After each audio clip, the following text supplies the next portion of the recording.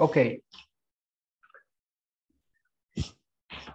en esta clase nos vamos a enfocar en la primera parte en problemas de optimización y después, si nos da tiempo, espero yo comenzar con el tema de las antiderivadas. Ok. Bueno, vamos a resolver en esta presentación algunos problemas de optimización que involucren funciones de una variable real. Hay problemas de optimización de diversos tipos, entre esos están estos que vamos a revisar en esta clase.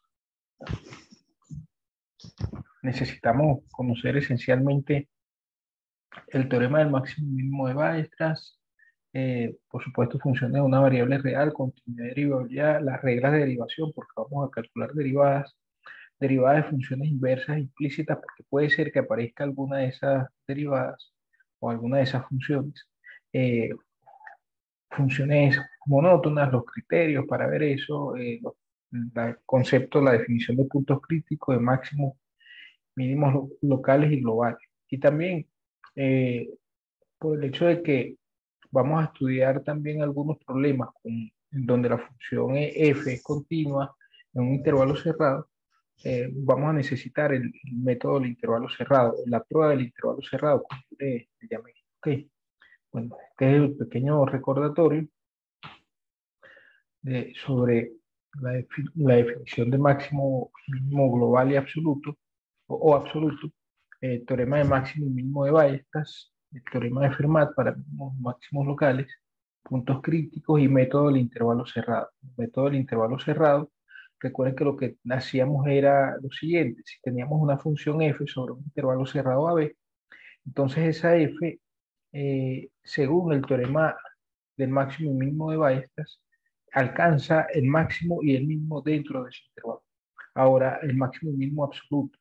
De manera que para poder calcular esto, este método lo que dice es que calculemos los puntos críticos de ese intervalo, de f en ese intervalo, hallemos el valor de f en esos, en los puntos críticos y en el extremo, en los extremos del intervalo AB, es decir, f de A, f de B y f evaluado en los puntos críticos. Y entre todos, el más grande de todos los valores, allí se alcanza el máximo, el más pequeño se alcanza el mínimo. Okay. Tenemos las reglas de derivación, regla de la linealidad, regla del producto, del cociente y regla de la cadena. También tenemos el concepto de máximo y mínimo local, esto ya lo habíamos visto varias veces. El criterio de la segunda derivada para extremos locales, y también criterio de la primera derivada para, para extremos locales.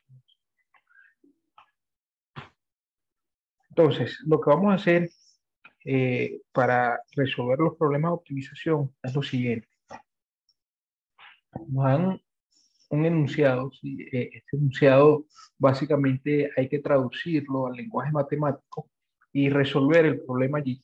Pero para eso, lo primero que debemos hacer es entender qué es lo que nos dan y qué es lo que nos piden.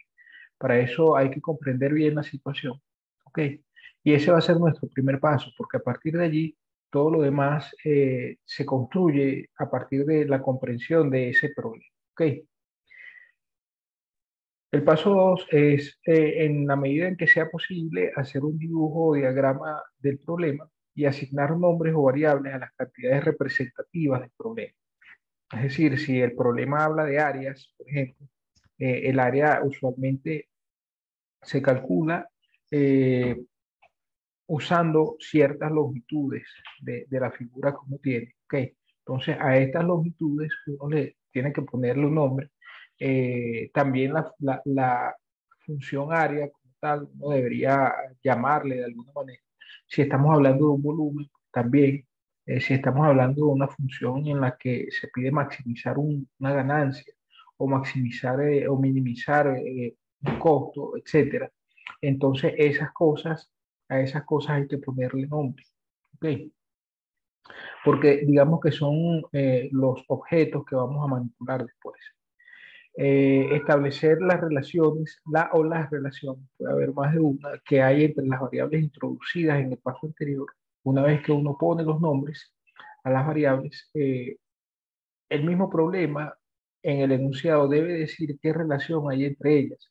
Quizás no lo dice de manera explícita, pero uno puede deducir la relación que hay entre esas variables viendo el enunciado del problema, porque se supone que nosotros comprendimos qué era lo que estaba pasando y allí eh, entonces también podemos ver cuál es la relación que hay entre las distintas variables que introducimos. Después determinamos la función a maximizar o minimizar. Usualmente el problema, en el enunciado del problema se dice eh, maximice tal cosa. Quizás no lo dice de esa forma exactamente, sino por ejemplo, cuál es el valor, cuáles son los valores de tal cosa para que esto sea máximo o para que esto sea mínimo. ¿Ok? Entonces, usualmente el mismo enunciado te dice qué es lo que yo tengo que maximizar o qué es lo que tengo que minimizar. Esa va a ser nuestra función.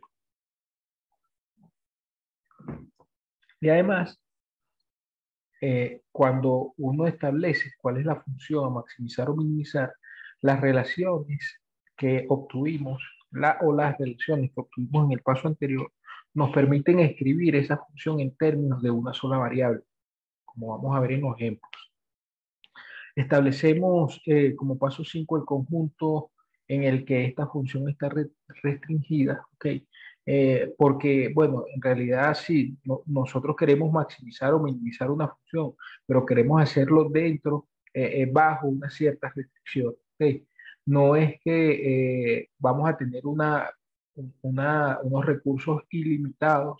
Por ejemplo, imagínense que queremos eh, maximizar la ganancia de producir un cierto producto.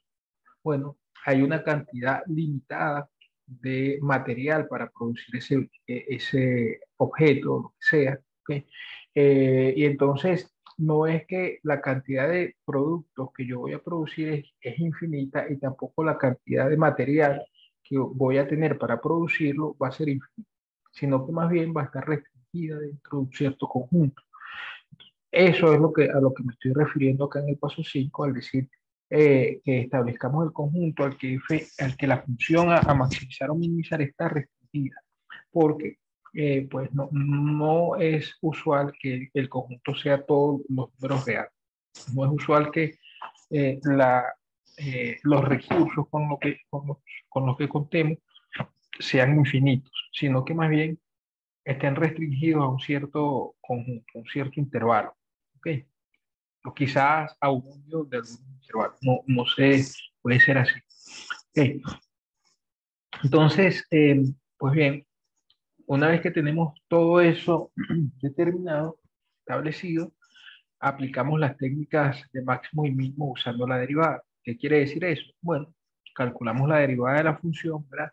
Para buscar los máximos y mínimos locales y en el caso del uso del método del intervalo cerrado para máximos y mínimos absolutos, usamos también ese método para ver cuál es el máximo y mínimo absoluto.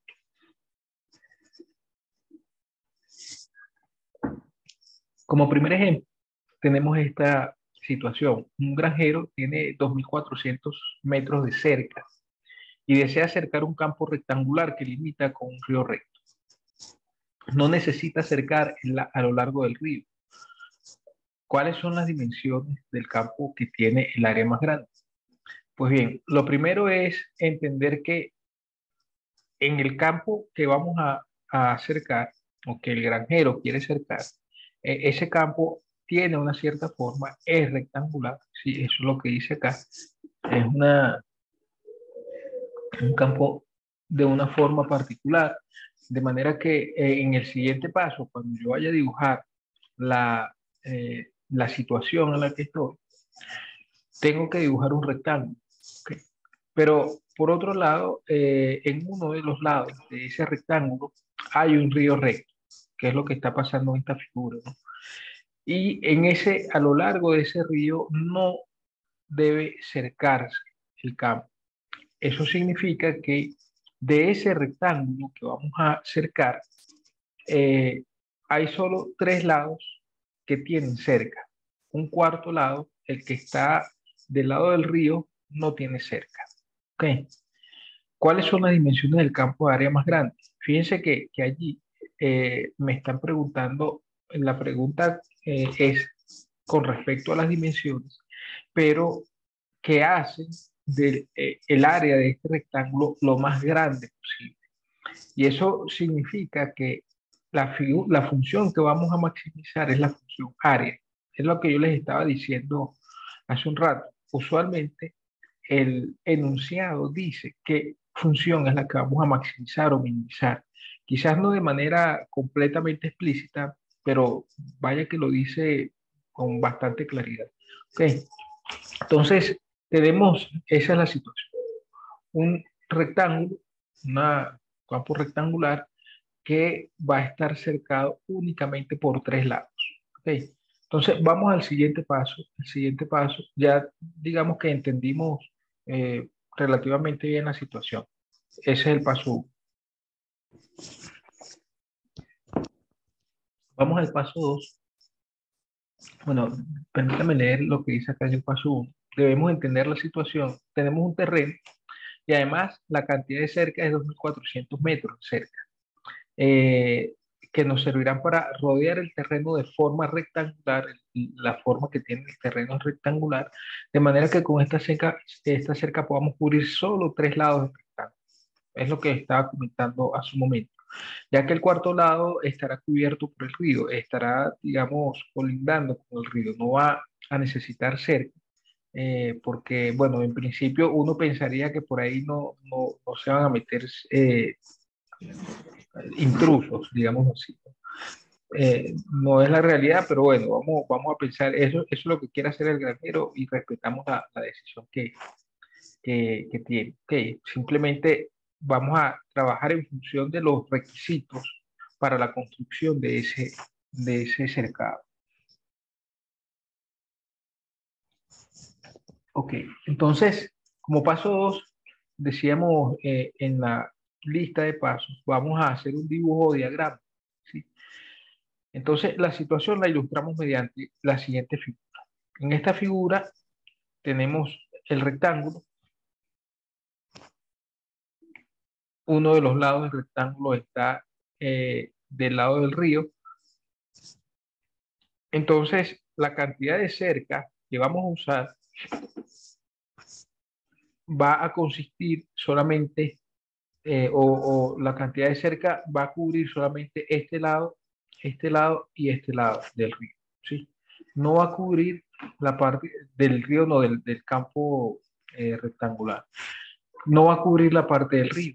Entonces, en realidad vamos a cubrir solamente tres partes del rectángulo o del campo rectangular. Eh, y en este paso aprovechamos y asignamos los nombres. Okay, eso es lo que decía acá, asignar nombres a las variables o cantidades representativas. ¿Cuáles son las cantidades representativas, las variables que nos interesan? Bueno, nosotros sabemos, ya desde un principio habíamos dicho que la pregunta es con respecto a cuáles son las dimensiones del campo que hacen que este campo tenga área máxima. Por supuesto, las dimensiones de ese campo son variables representativas y esas dimensiones se refieren al lado y al largo del cuadrado, del rectángulo, del campo rectangular. Entonces, le ponemos nombre a estas cosas. Si a este le llamamos X, el que está frente a él, el lado que está frente a él, como esto es un rectángulo, también se llama X. ¿Ok? Y el otro lado le llamamos Y, que tiene la misma longitud que este lado de acá, pero este lado de acá no va a ser cercado. ¿Ok? Entonces, tenemos dos variables nada más, dos lados, porque en este rectángulo, en cualquier rectángulo se construye con la longitud de dos lados nada más. El primero es X, el segundo es Y. ¿Ok? Ya pusimos los nombres a las variables, hicimos la ilustración, la figura para decir cómo es la situación o cuál es la situación en la que estamos. Y ahora vamos al paso 3. El paso 3, me voy a ir aquí atrás, dice establecer las relaciones entre las variables introducidas en el paso anterior. Aquí tenemos dos variables, X y Y. Yo sé, por un lado, que X más Y, estos tres lados, la suma de estos tres lados, de estas tres longitudes, es decir, x más y más x, debe ser el total de la cerca, 2.400 metros. De tal manera que x más y más x es 2.400, pero x más y más x es 2x más y. Esta es la situación en la que estamos. Tenemos que 2x más y va a ser 2.400, que es el total de la longitud de la cerca. ¿Eso está claro?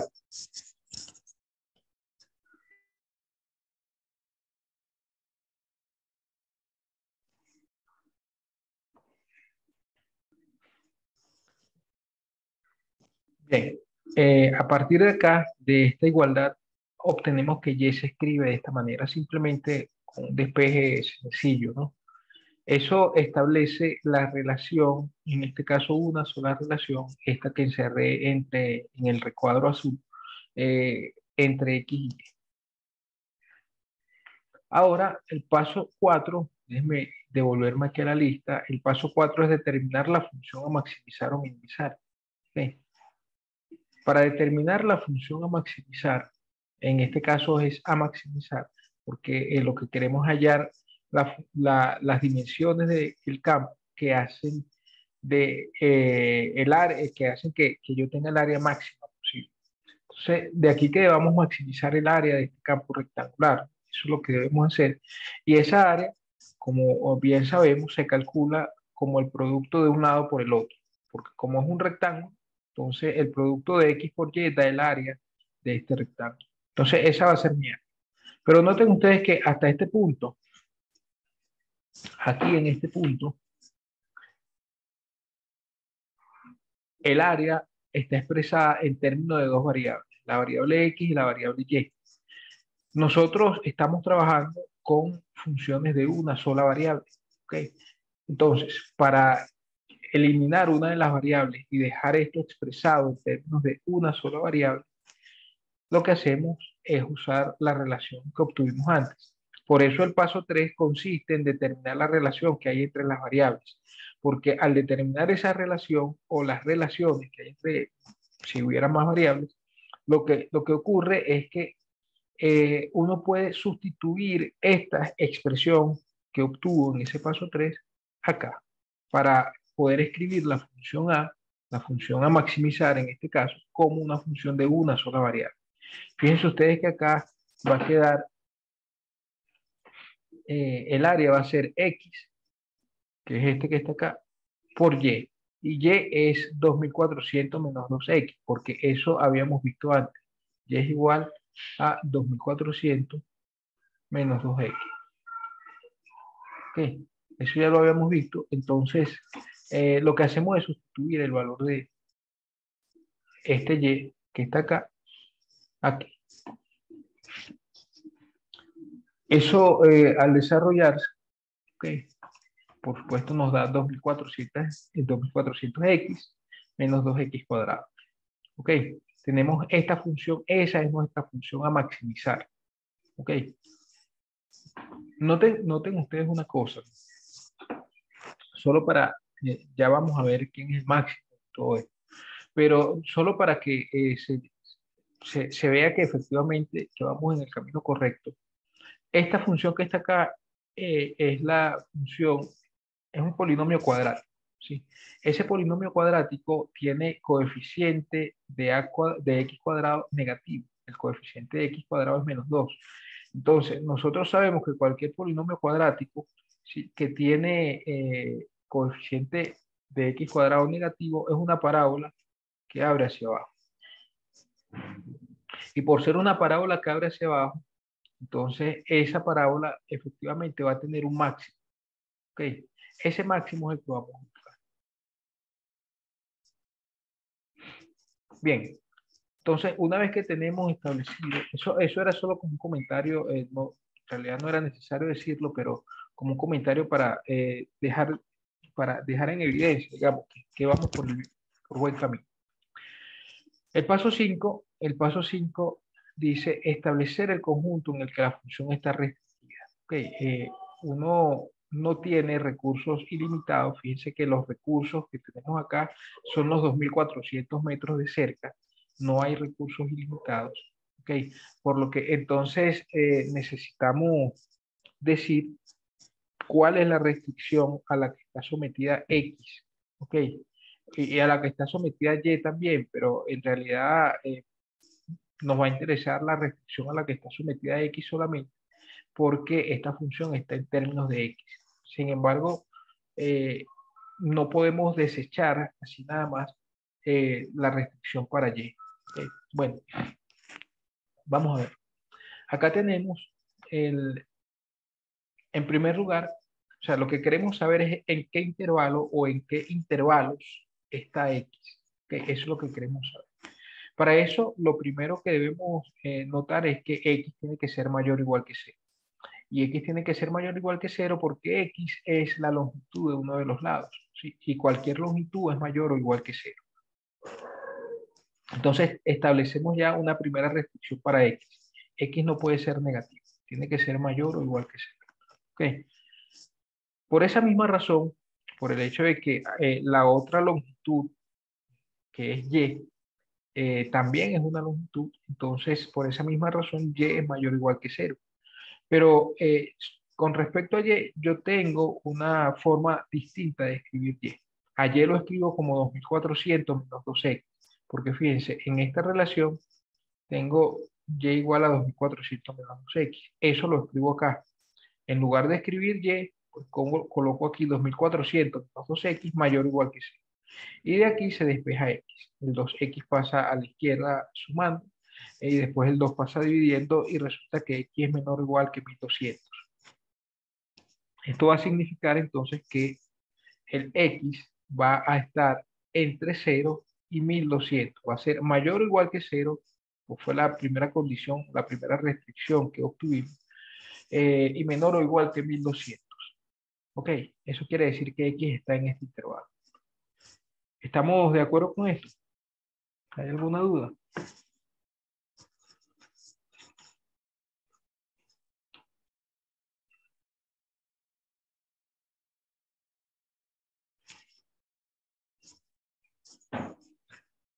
Bueno, continuamos entonces con el paso 6, que es el último paso. Aplicar técnicas de máximo y mínimo usando la derivada para obtener el máximo y mínimo absoluto. ¿Qué técnica vamos a aplicar acá? Debido a que esta función que tenemos, la función a maximizar, que es la función área, esta función dada por 7, es un polinomio, si es continua en este caso, y además es y continua en este intervalo cerrado. El teorema del máximo y mínimo de Weierstrass nos dice que esta función va a alcanzar su máximo absoluto y su mínimo absoluto allí. Podemos aplicar el principio, el método del máximo, el método del intervalo cerrado, el método del intervalo cerrado, para ver cuál es el máximo absoluto y el mínimo absoluto. Bueno, en realidad nos interesa solo el máximo absoluto de esta función en ese intervalo, ¿sí? ¿Qué es lo que hacemos? Vamos a ir a ver aquí en el recordatorio cómo era ese método del intervalo cerrado. Ya yo lo había comentado antes. La idea es encontrar f, hallar los valores de f en los puntos críticos de la función. Es decir, calculamos los puntos críticos. Si es que no hay, pues no pasa nada. Pero si los hay, tenemos que evaluar f en esos puntos críticos. Después hallar f en los valores, en los extremos del intervalo, es decir, en A y en B.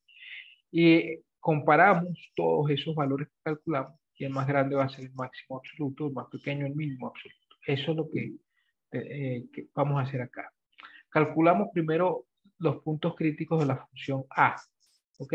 Los puntos críticos de esa función son los puntos en donde la derivada se anula en este caso, porque la función A es derivable en todos lados. Entonces tenemos que la derivada de esa función, voy a irme para acá a ver la función, 2400x menos 2x cuadrado, al derivarlo, por supuesto, da 2400 menos 4x. ¿Sí? Esa es la derivada que está acá. Igualamos eso a 0 y eso resulta que x es igual a 600. ¿Ok? Ese es el único punto crítico porque es el único punto en donde la derivada se anula. Además, ese punto pertenece a este intervalo, ¿ok?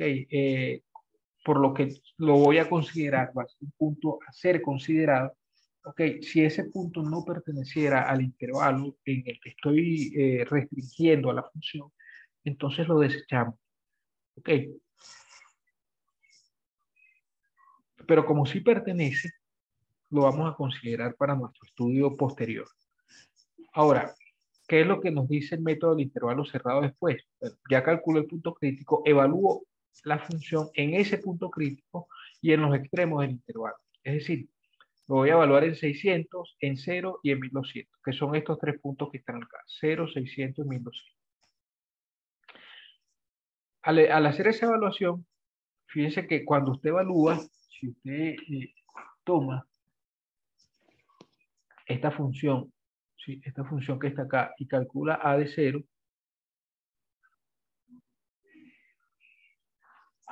pero que no sé por qué el zoom ya no me deja rayar. Ok, a de 0, eso da 0. Porque simplemente aquí voy a tener 2400 por 0 y 2, 0 al cuadrado, 2 por 0 al cuadrado. Ok, y a de 1200 también. A de 1200, ¿qué cosa va a ser? Bueno, va a ser poner aquí 1200 y aquí 1200 también. Ok, 2400 menos 2 por 1200 da 0, porque va a ser 2400 menos 2400. Ok, de manera que este producto va a ser 0. Entonces, A de 1200 también da 0. Tanto en 0 como en 1200, la función da 0. Y en cambio, cuando usted evalúa eso en, en 600, da este valor, 720. ¿Sí? Porque si hace A de 600, fíjense, vamos a usar este. Disculpa que hay algo por aquí.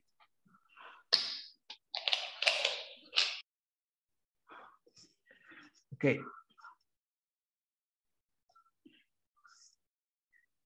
Usamos esta expresión para evaluarla en 600.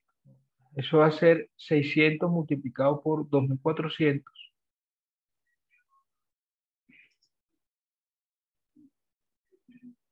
menos 1200. Ok, porque aquí vamos a tener 2400 menos 2 por 600, que es 1200. Entonces al final vamos a tener 600 por 1200.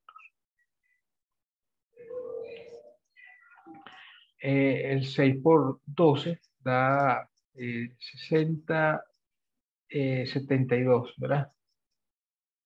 72 y 4 ceros más. Los 4 ceros estos que están aquí. 720.000. Ese es el valor de A de 600. Eso es lo que tenemos acá. A de 600 a 720. Ahora, pues a partir del método del intervalo cerrado es claro que el más grande de todos estos va a ser el máximo, va a ser donde F alcance el máximo, y el más pequeño donde F alcance el mínimo. En realidad no me importa el mínimo, me importa nada más el máximo. Sí. El máximo se alcanza cuando X es 600. Y si X es 600, recuerden por acá en esta fórmula 6, que llévale 2400 menos 2X. De manera que lleva a ser 2400 menos 2 por 600. Es decir, 2400 menos 1200. Esto. Y eso es 1200. ¿Ok? Esas son las dimensiones que hacen que el campo que debamos cercar tenga área máxima. ¿Está claro eso?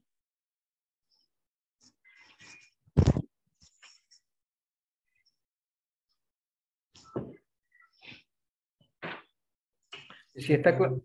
Ok, muy bien. Gracias. Una cosa más acá, y es con respecto a la observación que aparece allí. Fíjense que nosotros hubiésemos podido, en lugar de considerar el método del intervalo cerrado directamente, o sea, al final teníamos que ver el valor de la función A en los extremos. Eso es importante porque el teorema de Weierstrass establece que esta función, cuando una función continua, cuando está definida en un intervalo cerrado, alcanza su máximo y mínimo absoluto en ese intervalo. Pero como los extremos son parte del intervalo cerrado, puede ser que la función alcance su máximo y mínimo absoluto en los extremos. De manera que no podemos simplemente desechar lo que pasa en los extremos. Eso hay que calcular. Hay que calcular f o la función que tengamos evaluada en los extremos del intervalo. ¿Okay? Pero digamos que eso es algo sencillo de hacer porque es una simple evaluación. La observación lo que establece es que hubiésemos podido también derivar una segunda vez y ver qué pasaba en ese punto crítico usando el criterio de la segunda derivada para extremos locales, ¿sí? Cuando derivamos una segunda vez, calculamos a segunda resulta ser menos 4. Menos 4, por supuesto, es negativo y eso significaría que el punto crítico que calculamos es un máximo local. ¿Ok? Eso es lo que establece aquí la observación 1. ¿Ok? Es decir, es consistente el resultado de esta observación que estamos haciendo con el resultado que obtuvimos. Bien, esta sería la situación en nuestro problema. Okay. Yo hice una animación en GeoGebra para esto, en donde esta cosa, la Y se disminuía y la X aumentaba, pero bueno, por alguna razón no se quiere abrir. Entonces, bueno, lo dejaré para otro momento. Bien, vamos a ver este otro ejemplo. Este otro ejemplo, tenemos que encontrar dos números cuya diferencia sea 100, cuyo producto sea mínimo. Ok, aquí debería decir cuyo producto sea mínimo, no mínimo. Bueno, vamos con los pasos que indicamos antes. Aquí no hacemos ninguna ilustración. Vamos a ver los pasos. Pasos 1, comprender el problema. ¿Sí? Después hacer un dibujo, si fuese posible, y establecer las relaciones que hay entre las variables. ¿Okay? Fíjense, no hay ningún dibujo que hacer acá, no necesitamos hacerlo porque, bueno, no tenemos, bueno, si quieren hacer algún dibujo lo pueden hacer, pero en realidad no, yo no lo hice porque no vi necesidad de hacer nada, no vi tampoco cómo hacer un dibujo allí. ¿Okay? Simplemente comprender el problema, si tengo dos números cuya diferencia es 100, ¿sí? Y el producto es mínimo, que es lo que quiero. ¿Okay? Entonces, eh, vamos a ponerle nombre a los números de una vez. Los números le llamamos X e Y. La diferencia entre esos dos es 100. ¿Ok? De tal manera que la relación que guardan ellos dos, o bien la puedo escribir así, o bien la puedo escribir así despejando Y. Y lo escribo como X menos 100. ¿Ok? O sea, la idea es simplemente en este caso, como no hago ningún dibujo, el paso 2 me lo vuelo, pero sí le pongo un nombre a las variables. ¿Ok? ¿Cuáles son las variables representativas acá? Los números cuya diferencia es 100 y cuyo producto es mínimo. ¿Ok? A esos números les pongo el nombre que usted quiera. Yo les puse X, Y, pero pudo haberle puesto A y B o pude haberle puesto N y M. Es decir, lo que usted quiera. ¿Ok? Entonces, le pongo aquí X y Y solo porque, digamos, es la manera en que hemos venido trabajando con estas variables. Pero como dije, el nombre de la variable es el que usted quiera. Tengo entonces que Y es igual a X menos 100, donde X y Y son los números que estoy considerando. La función a maximizar o minimizar es la siguiente. En este caso es una función a minimizar porque quiero que el producto sea mínimo. Fíjense que en el mismo enunciado me dice, encuentra dos números cuya diferencia sea 100, cuyo producto sea mínimo. El producto es lo que va a ser mínimo y por lo tanto es lo que quiero minimizar. ¿Ok? Como lo que quiero minimizar es ¿el producto de quién? De los números. ¿verdad? De los números que estoy considerando. Entonces, la función a minimizar, en principio, viene dada como el producto de X con Y. ¿Ok? El producto de X con Y se puede escribir de esta manera, dada por la fórmula 9, porque Y es igual a X menos 100. Entonces, acá donde está Y, uno coloca, va a ser este X que está acá, que es este, y por este Y, que es X menos 100, que es la fórmula que está acá arriba. Hacemos el producto y fíjense que este producto da este otro polinomio, que es un polinomio cuadrático. Ese polinomio cuadrático, si analizamos un poco, tal como lo hicimos en el ejemplo anterior, es un polinomio que abre hacia arriba, una parábola que abre hacia arriba, y esa parábola que abre hacia arriba va a tener un mínimo. ¿Ok? Ese mínimo es el que queremos buscar. Bien, en este caso no hay restricción para X y para Y. ¿Sí? ¿Por qué no hay restricción para X y para Y? Porque aquí no me están diciendo que tengo una cierta cantidad, hasta una cierta cantidad, puede ser el X o el Y, sino como antes sí pasaba con la cantidad de cerca que tenía el granjero para cercar el rectángulo, ¿sí? Entonces, en este caso no tenemos restricción para X y para Y porque no me están limitando estas cantidades. ¿Ok? Entonces, el conjunto en el que vamos a estudiar P es todo R. Ahora bien, vamos con el último paso, que es calcular el máximo y mínimo usando las técnicas de derivación, las técnicas, los criterios básicamente de máximos y mínimos para calcular el mínimo que me están requiriendo. ¿Okay? Calculamos la derivada de la función. Por cierto que a esta función le llamé P porque es el producto, a la función anterior le llamé A porque era del área. ¿Okay? Eso yo lo suelo hacer así, solo para sugerir, para que la notación sea sugestiva, ¿ok? Pero usted igual le puede poner el nombre que quiera. Entonces acá P' evidentemente es 2x menos 100, ¿sí? Este 2x menos 100 se anula si usted hace que resuelve la ecuación P' igual a 0, entonces va a tener 2x menos 100 igual a 0 y eso se resuelve únicamente con x igual a 50. Es decir, el único punto crítico de esta función es x igual a 50. Por otro lado, cuando usted deriva esta función por segunda vez, obtiene el valor 2. Lo que esto significa es que ese punto crítico que calculó antes es necesariamente un máximo, perdón, un mínimo local, porque la derivada segunda, aquí debería decir, aquí hay un error, ¿qué? Aquí debería decir, el error que está acá es este, aquí debería decir P segunda, no P prima, ok, P segunda es 2. Como P segunda es 2, entonces la derivada, el criterio de la segunda derivada para extremos locales implica que este punto es un mínimo local. Pero más aún, este tiene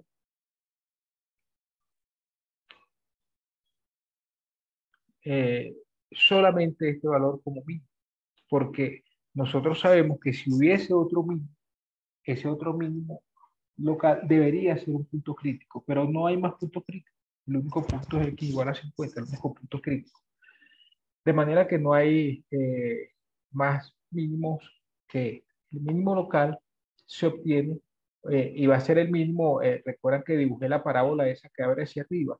El mínimo de esa parábola, que es el vértice, lo que se llama el vértice de la parábola, se alcanza cuando x vale 50. Bueno, y si x vale 50, según la fórmula 8, y vale menos 50. ¿Ok? Porque sería 50 menos 100. Esos serían los dos valores para x. Esto responde al problema, ¿sí? Porque en el problema lo que me requerían era conseguir encontrar dos números cuya diferencia sea 100 y cuyo producto sea mínimo. ¿Ok? Aquí tenemos dos números, x igual a 50 y y igual a menos 50, cuya diferencia es 100, ¿sí? Porque 50 menos 50 da 100, y el producto es mínimo. El producto va a ser 50 por menos 50, eso da menos 2500. ¿Ok? Noten ustedes que esa última parte no la escribo acá en las láminas porque no es esa la pregunta. La pregunta, o no me están pidiendo hallar el valor mínimo del producto. me están diciendo, bueno, consiga los valores de X y Y, los valores de estos números que hacen al producto mínimo. ¿Ok? Eso es lo que me piden buscar, eh, los dos números. Y ya esos dos números son estos. Entonces ahí me detengo, no tengo por qué decir cuál es el valor mínimo. El valor mínimo es evidente, ¿no? Pero no tengo por qué decirlo siquiera. ¿Ok? ¿Queda claro qué hicimos acá?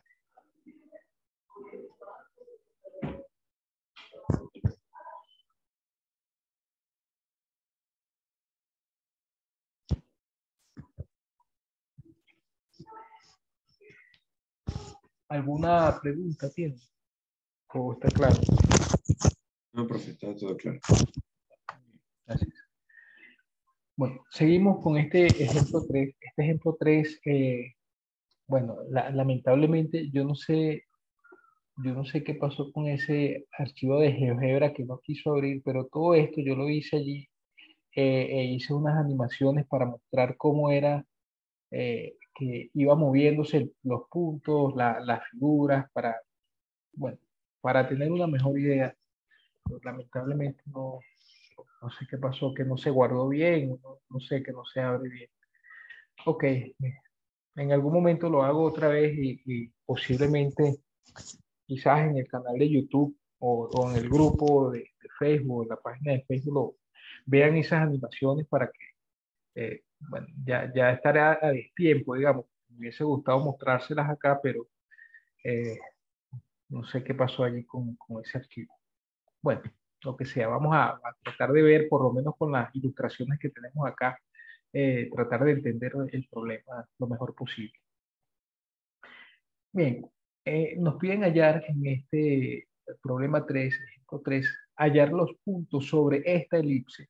Recuerden, que esta ecuación es la ecuación de la elipse, que se encuentran más lejos del punto 1, 0. ¿Sí? Tengo este punto y entre todos los posibles puntos, lo que me está diciendo el problema es, primero, solo para recordar una cosa, eh, la ecuación de una elipse centrada en el origen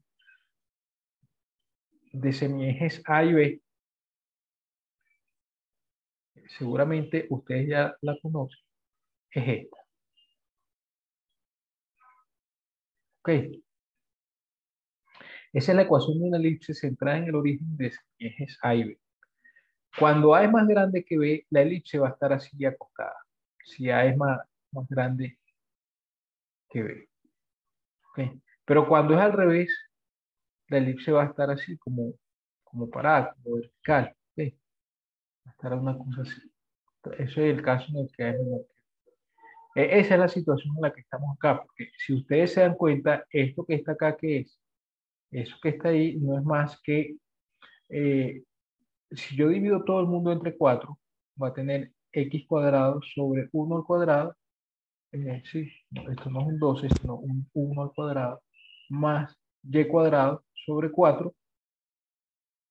El 4 lo puedo dividir como 2, lo puedo escribir como 2 al cuadrado, y en el lado derecho es 1. Dividiendo todo el mundo aquí entre 4, vamos a tener esto.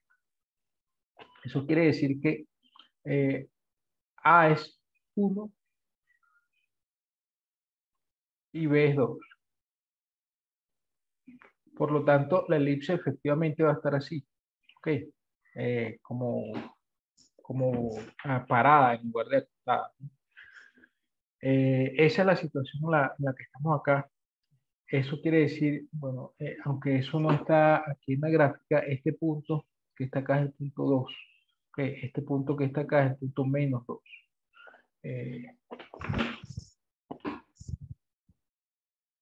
bien, nos piden allá, el punto sobre la elipse.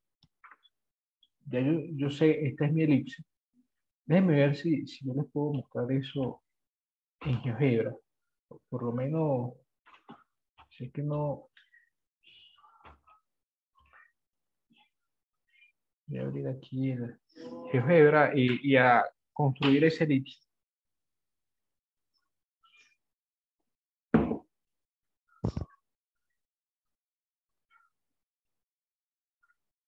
La elipse es 4x cuadrado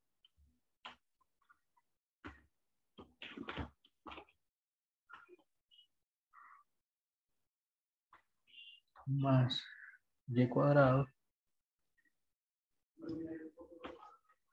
igual 4.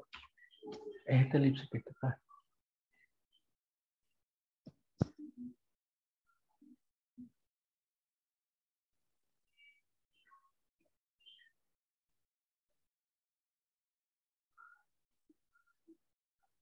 Tenemos también el punto 0,1.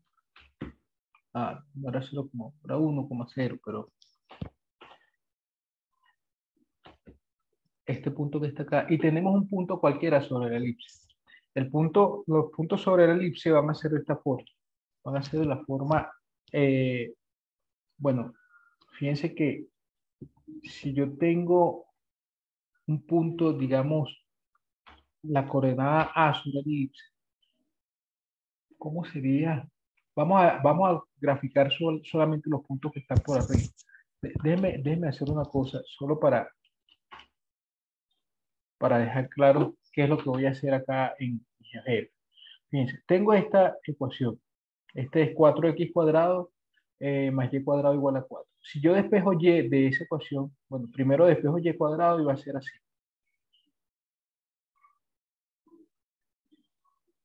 ¿Están de acuerdo?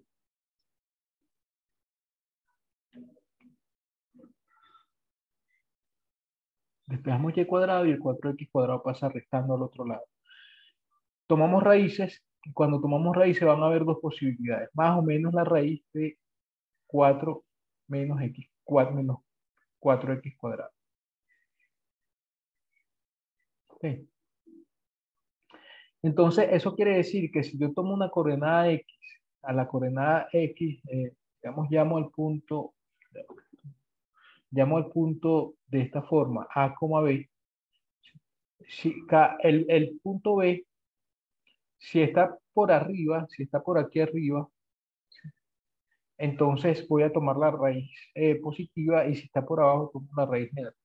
Entonces, vamos a suponer que estamos por arriba. Entonces, el punto B, ¿cómo sería? El punto B sería como la raíz positiva, ¿sí? De 4 menos 4, 4 veces la coordenada x al cuadrado. La coordenada x en nuestro caso va a ser al cuadrado. Entonces, eso es lo que voy a escribir acá. Ahorita borro todo esto. Pero aquí lo que voy a escribir es eso. Si en la coordenada x es a, en la coordenada y voy a poner la raíz de 4 menos 4a al cuadrado.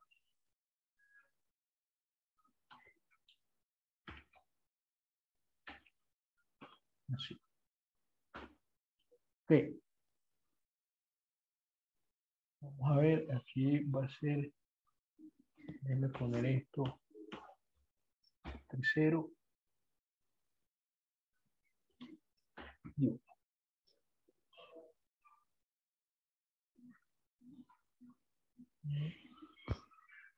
Entonces debería ser entre menos 1.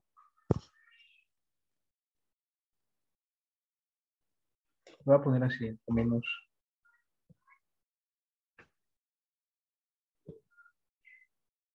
1.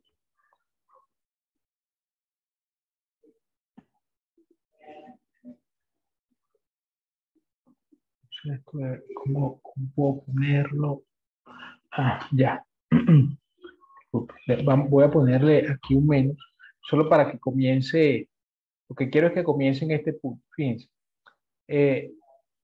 yo estoy considerando todos los posibles puntos que están sobre el elipse, esos puntos, ¿sí? Entonces, ahora permíteme para dejar claro lo que vamos a hacer acá, lo que yo necesito, trazar el segmento que va de aquí a acá, ¿sí?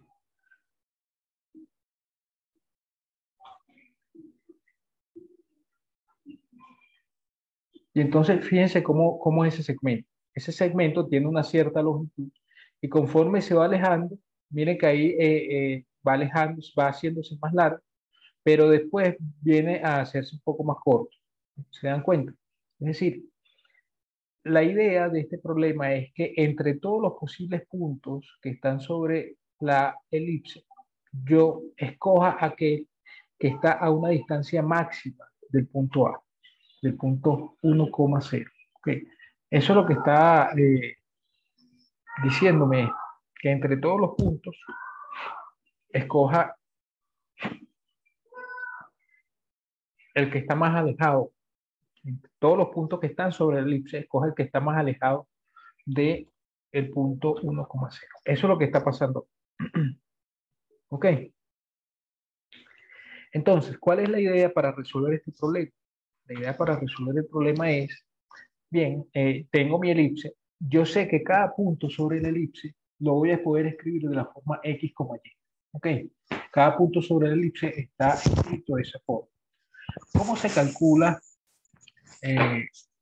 Bueno, primero hacemos el dibujo. El paso 1 es entender el problema. El paso 2, hacer el dibujo, que es este dibujo que estamos haciendo acá. Y ponemos los nombres a las variables.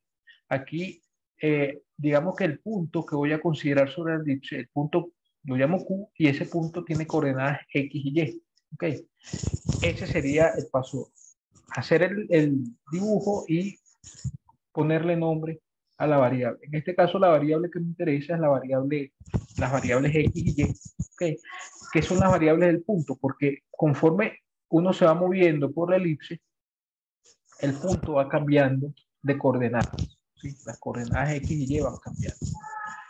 Esos son los puntos que, digamos, las variables que me interesan. Okay. Ahora bien, el paso 3 me dice, halle la relación que hay entre X y Y. ¿Cuál es la relación que hay entre X y Y? Bueno, la relación ya viene dada directamente. En este caso ni siquiera tengo que construir alguna relación porque ya está dada. Lo único que hago de esta fórmula 10 de la elipse, lo único que hago es despejar y cuadrado. Okay. Pero en realidad ese paso 3 prácticamente ya estaba hecho cuando me dieron la ecuación de la elipse. Okay. Como paso 4 es hallar la función que vamos, en este caso, a maximizar. ¿Por qué a maximizar? Porque me dice halle los puntos sobre la elipse, sobre esta elipse que se encuentran más lejos del punto 1, 0. ¿Sí? Es decir, entre todos los posibles puntos que yo puedo considerar, voy a tomar el que está más lejos. Por lo tanto, el que hace que la distancia entre el punto 1, 0 y ese punto dado, o ese punto que voy a conseguir más bien, sea máximo. Ok, entonces vamos a maximizar la función distancia. Ahora bien, ¿cómo se calcula la distancia? Digamos, si este es el punto, si este es el punto Q y este es el punto P, ¿cómo se calcula la distancia entre P y Q? La función que voy a maximizar es esta, la distancia entre P y Q. Si ustedes recuerdan, esa distancia se calcula por medio de una raíz cuadrada. La raíz cuadrada de la coordenada X de uno menos la coordenada X del otro, más al cuadrado, ¿sí? Más la coordenada Y de uno menos la coordenada Y del otro, al cuadrado. Esa es la distancia entre este punto y este punto. Eso, por supuesto, se puede escribir como la raíz cuadrada de X menos 1 al cuadrado más Y cuadrado. Esa sería la función a maximizar. ¿Ok? ¿Están de acuerdo?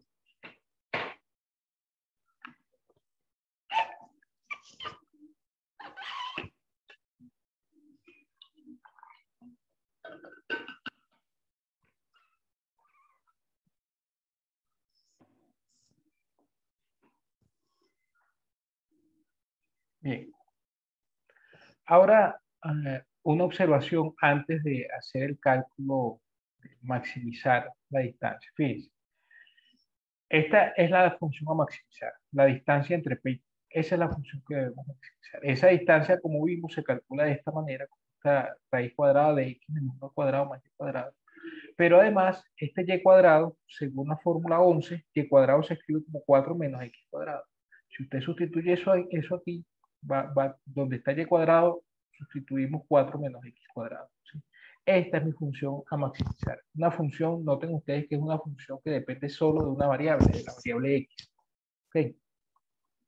podríamos proceder a calcular la derivada, ¿sí? Eh, y ver con los criterios de máximos y mínimos locales quién es el máximo y quién es el mínimo. ¿Okay? Pero antes de hacer eso, vamos a hacer lo siguiente. Hay que notar, la idea es la siguiente. Imagínense que usted tiene dos puntos. ¿Okay? La distancia, digamos, entre P y Q y esa es una distancia máxima. Entonces, maximizar la distancia entre P y Q da lo mismo que maximizar la distancia al cuadrado, porque si esta distancia D, entre todas las posibles distancias que hay entre P y Q, esa es la distancia máxima, entonces el D cuadrado va a ser la máxima distancia también al cuadrado entre todas las distancias cuadrados que hay. Okay. Eso tiene que ver básicamente con el hecho de que la función elevar al cuadrado es una función eh, creciente en la parte positiva, o dicho de otra forma, que la función raíz cuadrada es una función creciente. Y entonces, si un número es más grande que otro, la raíz cuadrada de este primero va a ser más grande que la raíz cuadrada del otro. ¿Okay? Entonces, bueno, el asunto es que acá podemos o bien trabajar con esta función distancia, o podemos trabajar con ella al cuadrado. ¿Ok? Porque da lo mismo maximizar la distancia que maximizar la distancia al cuadrado. ¿Por qué conviene estudiar la función distancia al cuadrado en lugar de la función distancia? Porque la función distancia tiene una raíz cuadrada allí y en cambio la función distancia al cuadrado, si elevo esto al cuadrado, la raíz cuadrada ya no va a estar. Y eso hace que el cálculo sea más sencillo. ¿Okay? Bueno, en verdad no importa tanto, porque si usted calcula acá la derivada de y calcula los puntos críticos de esta derivada, entonces va a resultar que esos puntos críticos son los mismos puntos críticos que los puntos críticos de la distancia al cuadrado. ¿Ok? Puede hacerlo para que lo vea, puede hacerlo y entonces va a llegar a la misma conclusión. Tome esta distancia, calcule la derivada y sus puntos críticos, los puntos críticos de F o de D más bien. Y después haga el estudio con los criterios de la primera o la segunda derivada para ver si en los puntos críticos obtenidos son máximos o mínimos locales. Yo, por mi parte, voy a estudiar la función distancia al cuadrado, que sería esta misma función que obtuvimos aquí, que está en el recuadro azul, solo que elevada al cuadrado, y a esa le llamo f. Al elevarla al cuadrado resulta esto, y al desarrollar esta expresión que está acá, vamos a tener x cuadrado, este x menos 1 al cuadrado es x cuadrado menos 2x más 1, que es esto que está acá, más 4 menos 4x cuadrado, resulta finalmente en este polinomio cuadrático. ¿Ok? Es un cálculo de elevar al cuadrado acá, sumar o restar términos semejantes y listo, llegar hasta esta fórmula o esta función f de x. ¿Ok? Ahora, hay que notar el paso 5, recuerden ustedes que el paso 5, antes de calcular máximos y mínimos locales, que es el paso último que debemos dar, el paso 5 consiste en calcular los puntos en donde la función está definida. ¿Sí? Es decir, dónde está restringida la función, en qué lugar, para qué valores de x o para qué valores de y, si es y la variable que estoy considerando, la función está bien, está definida. ¿Sí? Vamos a ir, para hacer eso, vamos a ir acá a la gráfica. Está claro, fíjense ustedes, déjenme, me voy a ir aquí a GeoGebra para que quede más claro aún este hecho. Voy a dibujar acá el punto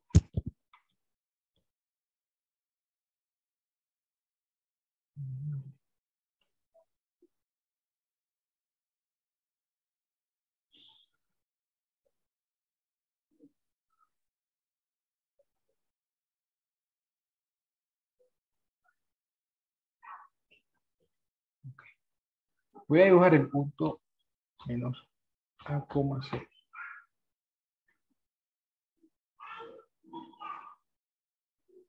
Y permítanme dibujar también este segmento. Este segmento lo voy a dibujar de forma punteada.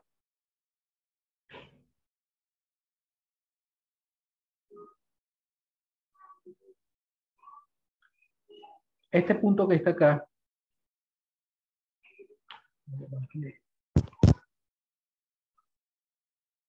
este punto que está acá es el X. ¿Okay? Este es el que habíamos llamado P y este es el que está sobre la gráfica. Déjeme ponerle algunos nombres a eso para que todo quede un poco más claro. X, X.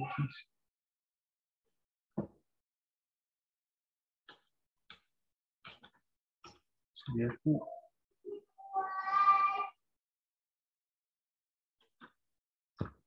P.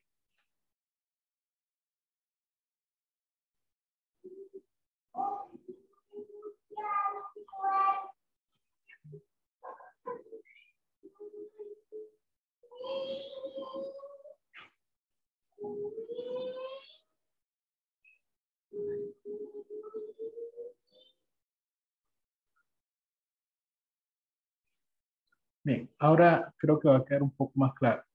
Los posibles valores recuerden ustedes que este Q, el Q es de la forma X, Y. ¿Sí? Así es el Q. El punto P es de la forma, es el punto 1,0. ¿Sí? Ese es mi punto,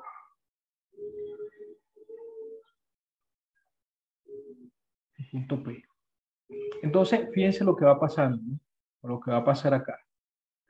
Conforme el punto Q se viene moviendo, la coordenada X, fíjense que la coordenada X parte, me voy a ir hasta acá, la coordenada X parte desde este punto, pero ese punto es -1, ¿sí? Y la coordenada X como máximo va a llegar hasta este punto. Se dan cuenta de que allí se va moviendo y llega solamente hasta ese punto, desde acá hasta este otro. ¿Ok?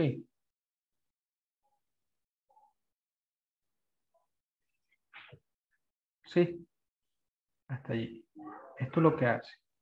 La coordenada X va a ir entonces desde este punto, que es -1, hasta este punto que es 1. ¿Ok? Eso es lo que trato de decir acá. Eso es lo que trato de decir acá. En la gráfica del paso 2 se puede ver que X pertenece al intervalo -1, puesto que solo nos interesan los puntos que pertenecen a la elipse. Fíjense que acá está el -1, acá está el 1. Entonces la coordenada X, que sería la proyección de este punto sobre el eje horizontal, sobre el eje X, esa coordenada X, como mínimo va a estar aquí en -1 y como máximo va a estar acá. ¿Eso queda claro?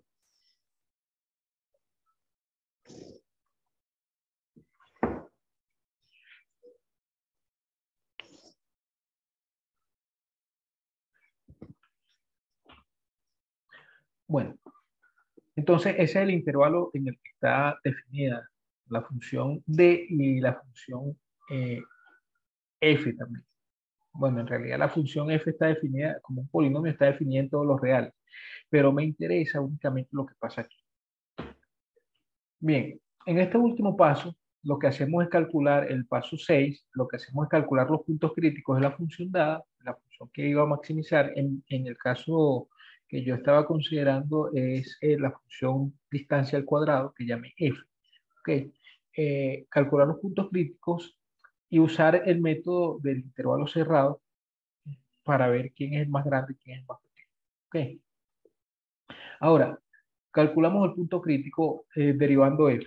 Derivar f es derivar esta función que está acá. Menos 3x cuadrado menos x más 5 tiene por derivada menos 6x menos 2. ¿Sí? Esta es la derivada, menos 6x menos 2. Cuando usted despeja de ahí, x vale menos un tercio. ¿Sí? Ese es el único punto crítico que tiene f. Ahora, Por otro lado, usando el método del intervalo cerrado, fíjense que lo que hacemos es evaluar f en estos puntos, en el -1, en el 1 y en el punto crítico. ¿Ok? Evaluamos esta f que está acá. Al evaluarla en -1, fíjense que queda -3 por 1 al cuadrado, -1 al cuadrado, eso da -3. -2 por -1 da +2, +5, eso da 4. ¿Ok? Ese sería el valor de f en -1. El valor de f en 1, si usted evalúa f en 1, acá va a ser -3 por 1 al cuadrado da -3, -2 por 1 da -2, eso sería -5, con esto +5 da 0. Entonces f en 1 da 0.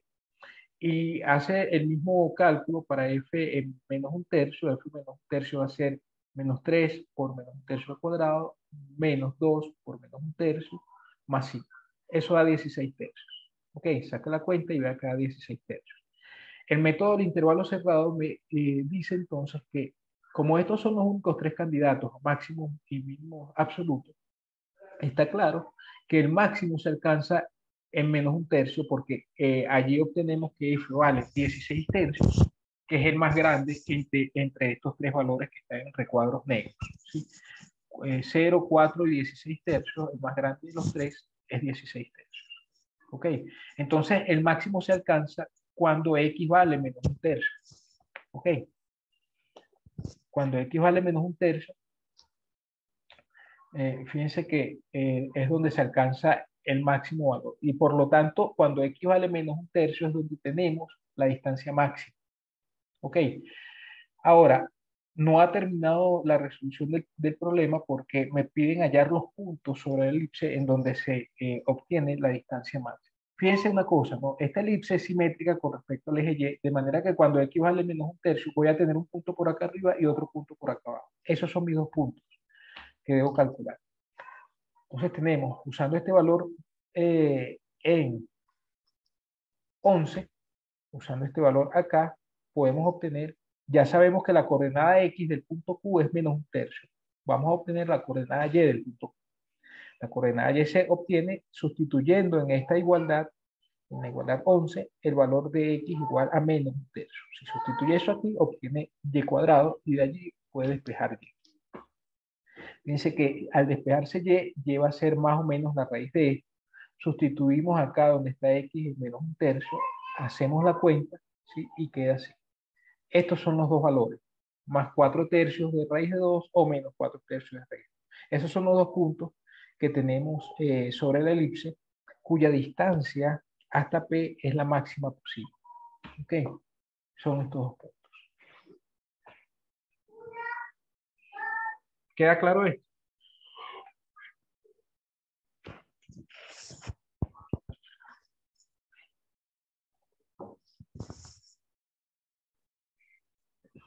Pero, profe, ambos puntos acaban siendo las respuestas, ¿verdad? Sí, quedarían dos puntos. Fíjate que, o fíjense que si usted tapa esta parte de abajo, ¿sí? Y ve nada más la parte de arriba, va a obtener, si se restringe solamente la parte de arriba, obtiene un punto. El estudio que nosotros hicimos fue solamente, en realidad, para los dos, para la parte de arriba o la parte de abajo, pero pudimos habernos restringido solamente la parte de arriba del elipse, porque como hay simetría, pues está claro que si alcanzo la máxima distancia en un cierto punto por este lado, su reflejado acá abajo va a tener la misma distancia y por lo tanto también va a tener distancia máxima. ¿Ok? Entonces, la respuesta son los dos puntos porque hay simetría en el... ¿Ok?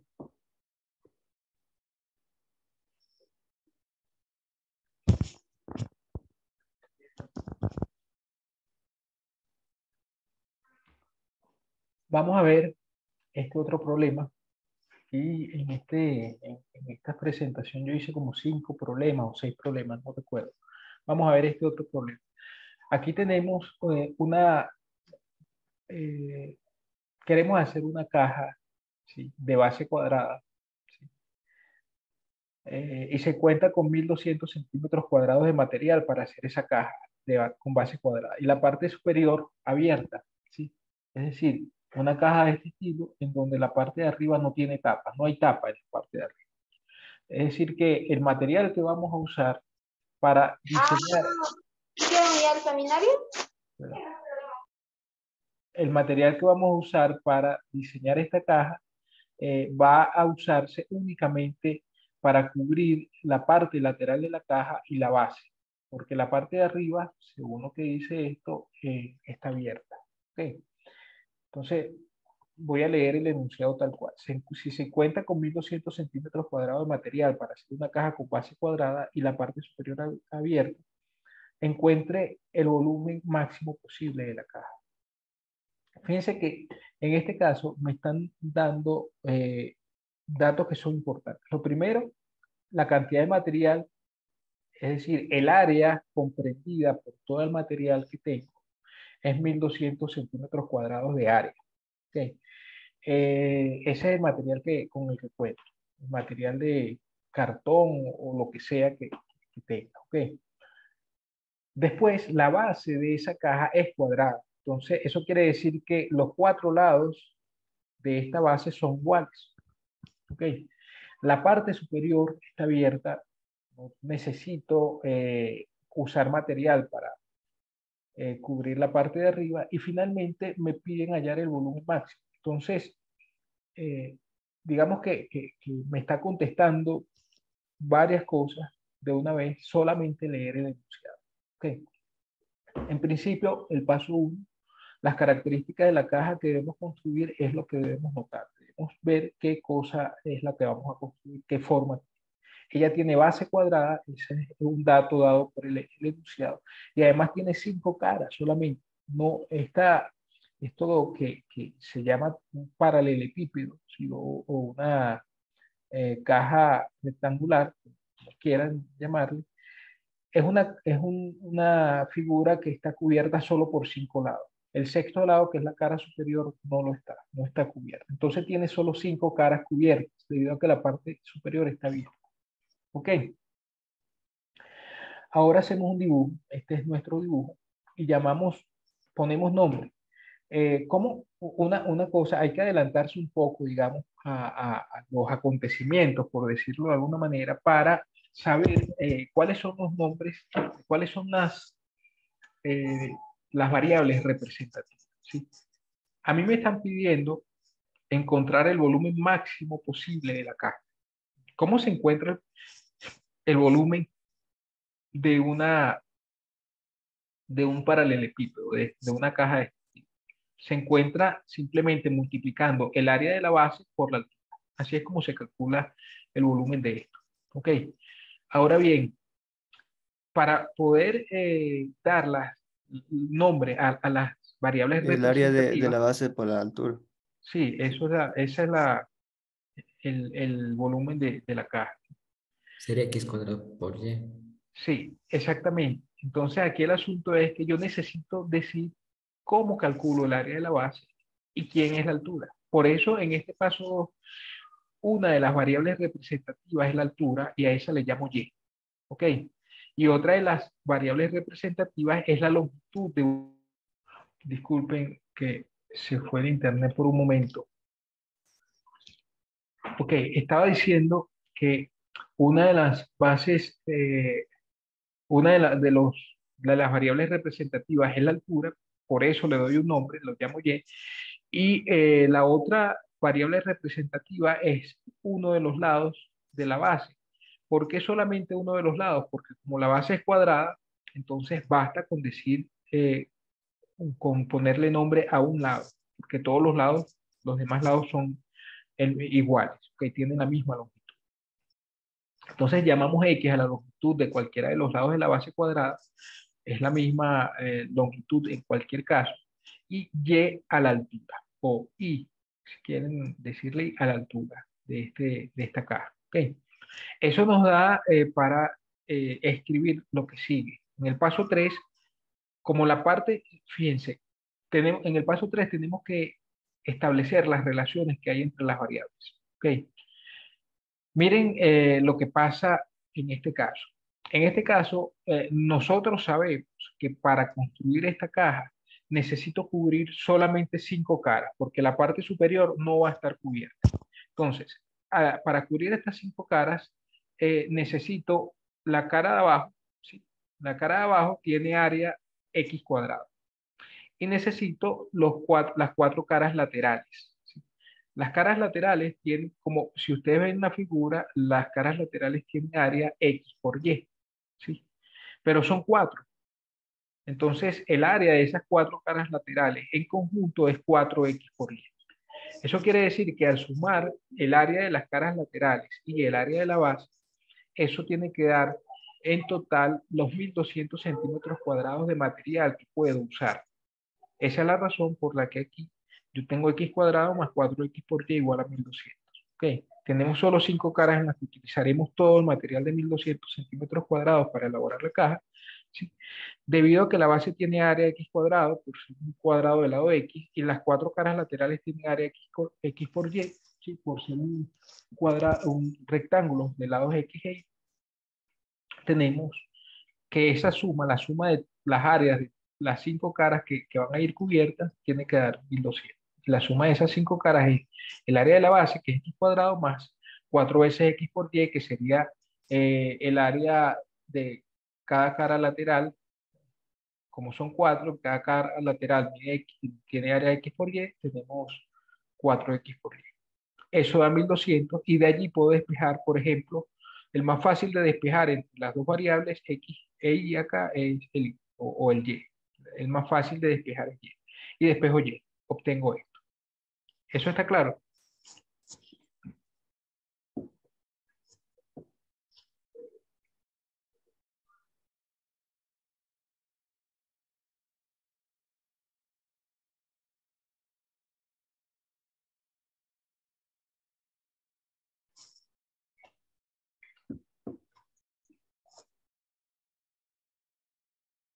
¿Sí queda claro lo que hicimos acá?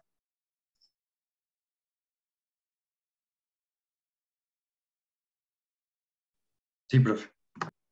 Bien, entonces vamos con los siguientes pasos. El paso 4 es ver quién es la función a maximizar. En este caso, función a maximizar porque lo que queremos hallar es el volumen máximo de la caja. Otra vez, si vamos al enunciado, está claro que la función a maximizar es la función volumen, porque eso es lo que queremos maximizar. Es la función volumen. Según lo que indica el enunciado del ejercicio, el volumen de la caja es lo que queremos maximizar. Ahora, ¿cómo se calcula el volumen de la caja? El área de la base por la altura, ¿sí? X por X, que es decir, X cuadrado por Y. Ese sería el volumen a maximizar. Ahora, yo sé que Y se escribe debido a 13, a esta fórmula 13, esta que está acá, Y se escribe como 300 sobre X menos X. Entonces acá, donde está el X cuadrado, pues lo dejo igual, es este que está acá, pero donde está Y, coloco la expresión que calculamos antes para Y, 300 sobre X menos X. Ok, eso nos da como resultado, al desarrollar este producto, aplicar propiedad distributiva, nos da 300x menos x cubo. ¿Okay? Es un polinomio cúbico. ¿Okay? Esa es nuestra función a maximizar. El siguiente paso consiste en decir dónde está x. ¿Okay? Noten que x, decir dónde está x porque x es la variable que tengo acá en la función volumen. ¿Okay? Por cierto que a esta función volumen le llamo b mayúscula porque es volumen. ¿Okay? Notemos que ese x, por ser una longitud, la longitud de la base, la longitud de esta base, de la base cuadrada, ¿sí? Es una variable mayor o igual que 0. No va a ser negativa, es mayor o igual que 0. De la misma manera tenemos que y es mayor o igual que 0 porque también es una longitud, pero y es igual a 300 sobre x menos x, esto que está acá, que se puede escribir así y que se puede, esto, pasando el x a multiplicar al otro lado, no pasa nada porque x es mayor que 0. Bueno, en realidad el x deberíamos considerarlo estrictamente mayor que 0 acá, porque si fuese 0 esto se convertiría en una indeterminación. Para x positivo lo que resulta es que el x pasa a multiplicar al lado izquierdo y queda 0 menor o igual que 300 menos x cuadrado. Paso el x cuadrado al lado izquierdo sumando y queda, aquí va a quedar, a partir de esto, va a quedar x cuadrado menor o igual que 300. Y cuando tomo raíces, ¿sí? Cuando tomo raíces, voy a tener lo siguiente. Okay. Lo que pasa es que este que está acá, el x cuadrado, al tomarle la raíz, es verdad que esto es módulo de x, pero este módulo, en este caso particular, no hace falta colocarlo porque ya nosotros sabemos que x es mayor o igual que 0. ¿Sí? Entonces basta con dejarlo sin módulo y queda menor o igual que la raíz de 300. Pero la raíz de 300 es la raíz de 100 por la raíz de 3. La raíz de 100 es 10, y entonces x es menor o igual que 10 por raíz de 3. Esa es la razón por la cual llegamos a esto y por lo que tenemos que x está entre estos dos valores. Ese sería el conjunto en el que vamos a estudiar a la función volumen. ¿Ok? ¿Sí queda claro?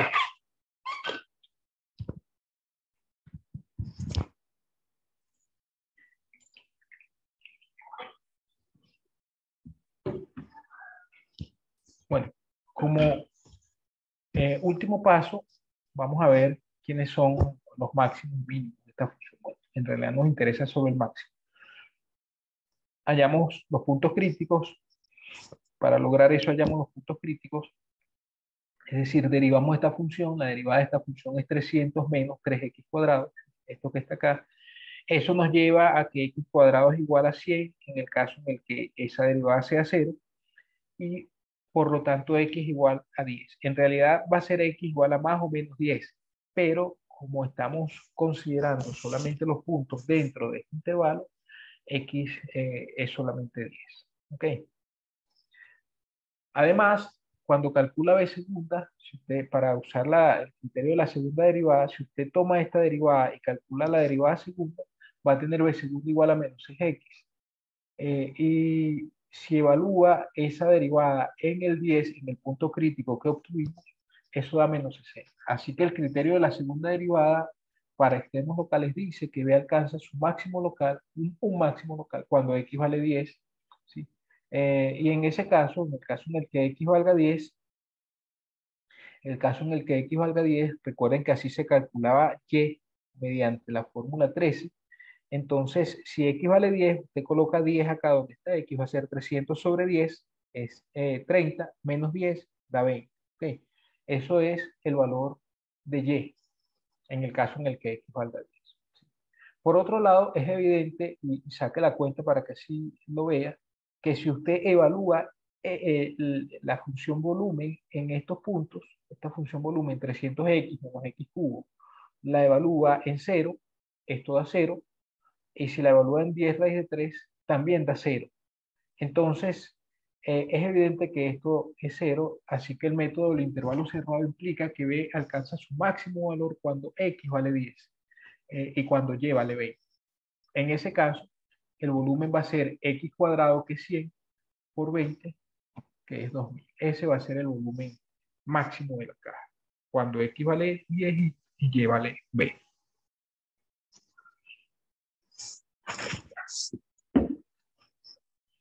¿Estamos de acuerdo?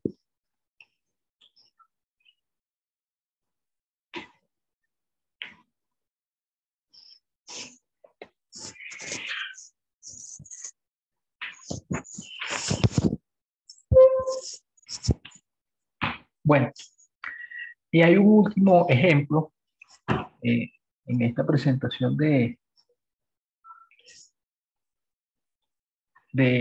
problemas de optimización, que es lo que se conoce como el problema de la ventana normanda.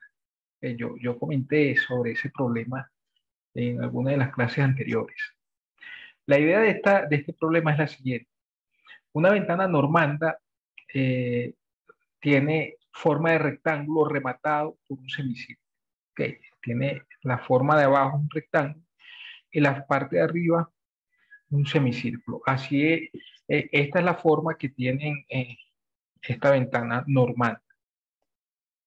El perímetro de la ventana es de A metros, ¿sí? Es decir, la suma de todas las longitudes externas, ¿ok?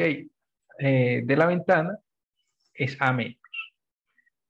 Encuentra las dimensiones de la ventana de modo que entre la cantidad más grande de luz posible, ¿sí? Ese es el problema. Tengo una ventana, en principio, miren que lo que ocurre acá es que, digamos que el material con el que se va a cubrir, digamos, la parte de adentro de la ventana, de este marco de la ventana, es el material, un vidrio cualquiera, uno solo en ambos casos. ¿Okay? Entonces, por arriba entra una cierta cantidad de luz, por abajo también. La cuestión es, ¿cómo hacemos para decidirnos qué forma o qué dimensiones debe tener la ventana para que entre la mayor cantidad de luz posible? Bueno, vamos a pensarlo por un momento, ¿ok? En primer lugar, vamos a seguir los pasos y en algún momento pues, vamos a llegar a la conclusión de cuáles son las dimensiones que hacen este trabajo, las dimensiones de la ventana que hacen este trabajo. En primer lugar, para entender el problema, tenemos una figura, una ventana compuesta de dos figuras, un rectángulo y un semicírculo. Eso es lo que aparece aquí en el paso 2 con esta ilustración, ¿sí? Tenemos este rectángulo, la parte de abajo y un semicírculo arriba. Ok, entonces las variables representativas son las siguientes. Por supuesto, nosotros necesitamos darle nombres a las longitudes del rectángulo, ¿ok? Y también a la longitud del semicírculo. Pero fíjense que basta con darle nombre a la longitud del rectángulo por lo siguiente. Si este rectángulo, que es la parte de abajo de la ventana, yo le llamo X a la base del rectángulo y H a su altura, ¿ok? Entonces, el semicírculo que está arriba, la longitud de ese semicírculo viene determinada por el valor de X, ¿sí? Porque, ¿qué pasa? Recuerden una cosa, si yo tengo una circunferencia, ¿verdad? De radio R, digamos que el radio es R. La longitud de esa circunferencia es 2pi por R, ¿sí? Ahora, el radio, nosotros sabemos que el radio es igual al diámetro, digámoslo así, sobre 2, ¿verdad? Entonces, esta longitud se puede escribir en términos del diámetro. Se puede escribir como 2pi por el diámetro sobre 2. A ver.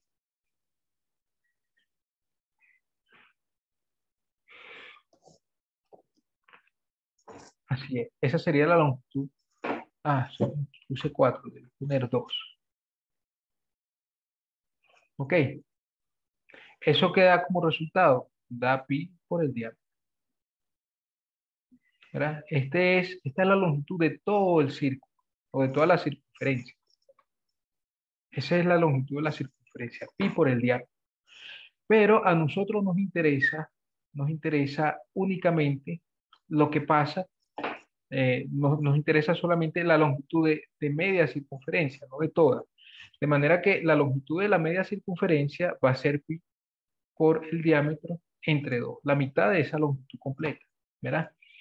Eso es precisamente lo que aparece acá porque el diámetro de este círculo es X. Este es el que sería nuestro diámetro en el ejemplo que estamos considerando. ¿Está claro eso? Entonces, el diámetro, esta longitud de la circunferencia superior, de la parte superior de la ventana, es pi por x sobre 2. Entonces, los valores representativos, los valores a los que debo darles nombres, son solamente la base de la ventana, la base de este rectángulo y su altura. Porque la longitud de la parte superior de la ventana, la longitud de esa semicircunferencia, viene dada en términos de x, de la base, de la longitud de la base del rectángulo. ¿Ok? Eso entonces nos da, digamos, la ilustración del problema. Ahora bien, vamos a establecer la relación que hay entre x y h. Hay solo dos variables acá, x y h. ¿Sí? ¿Cuál es la relación que hay entre x y h? Bueno, la relación viene dada precisamente por lo que me establece el enunciado.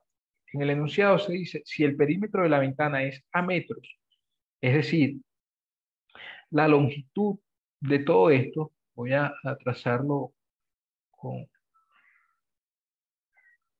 un color, vamos a ver si, con este color.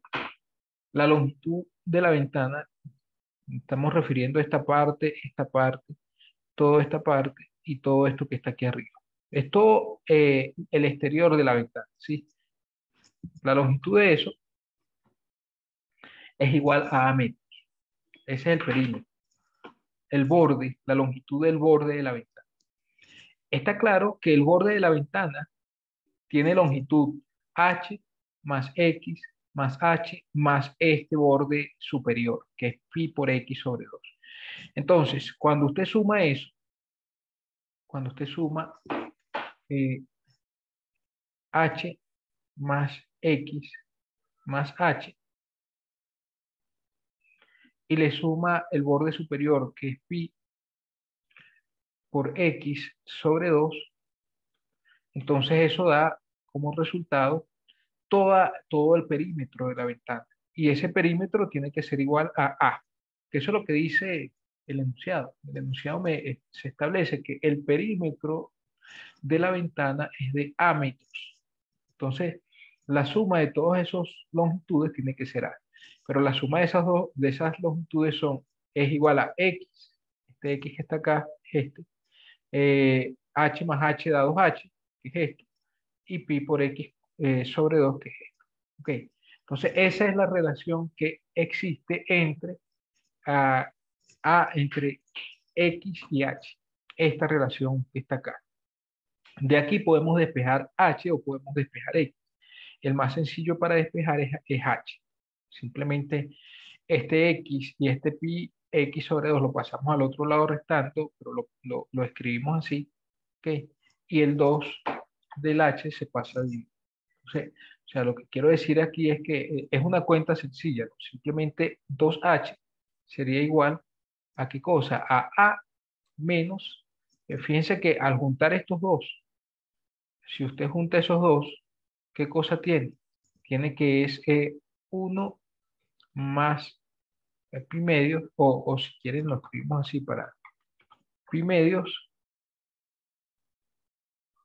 más 1, todo esto por x. ¿Sí?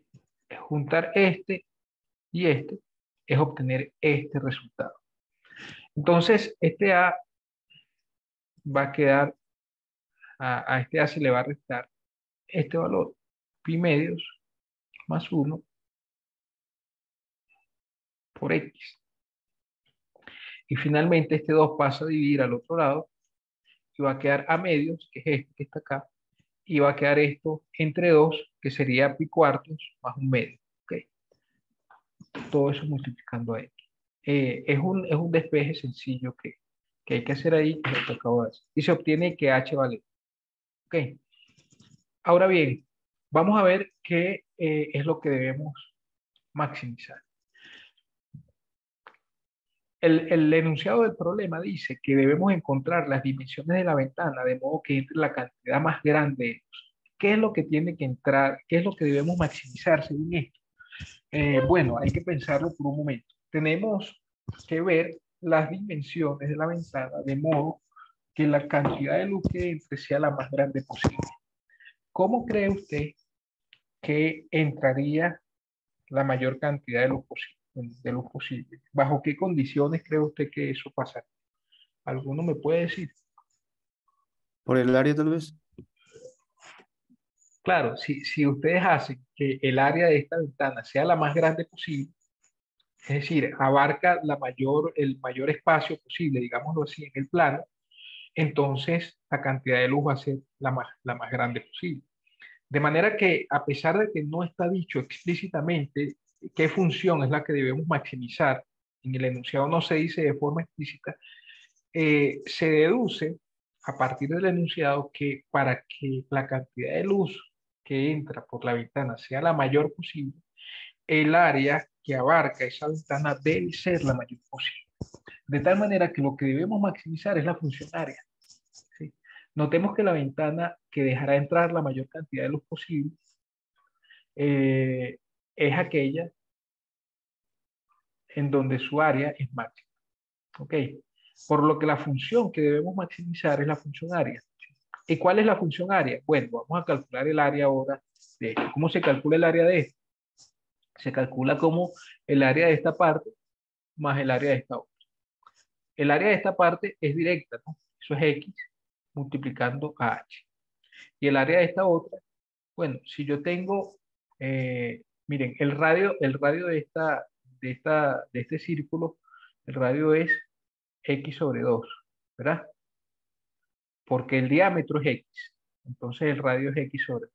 El área de ese semicírculo va a ser pi por el radio al cuadrado,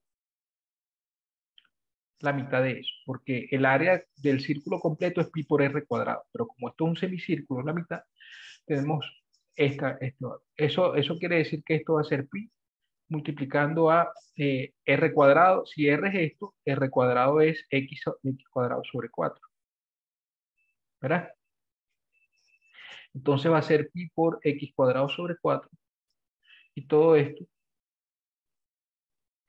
sobre 2. Es decir, pi por x cuadrado sobre 8. Y el área de abajo, x por h. Pero h es esto que está acá, entonces va a ser x por esto. Ok. Esa va a ser el área. Sumamos esta área con esta. Eso es lo que vamos a tener acá. El área va a ser x por h, que es el área del rectángulo, más el área del semicírculo, que es esto. Al sacar esa cuenta queda así. Fíjense que esto es x, este x que está acá es este. Y el h es todo esto, que fue lo que obtuvimos en la lámina anterior. Y bueno, sacar esta cuenta nos lleva a pi por x cuadrado sobre 8. ¿Ok? Se puede después aplicar propiedad distributiva aquí y se distribuye eso, se ordena, ¿sí? Y se obtiene finalmente.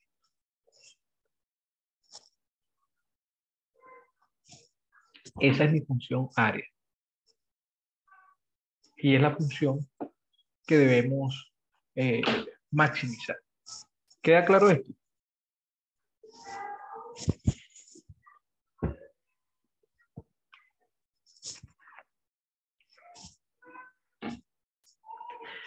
Bueno, una vez que tenemos la función a maximizar, vamos a ver en qué conjunto ella está definida.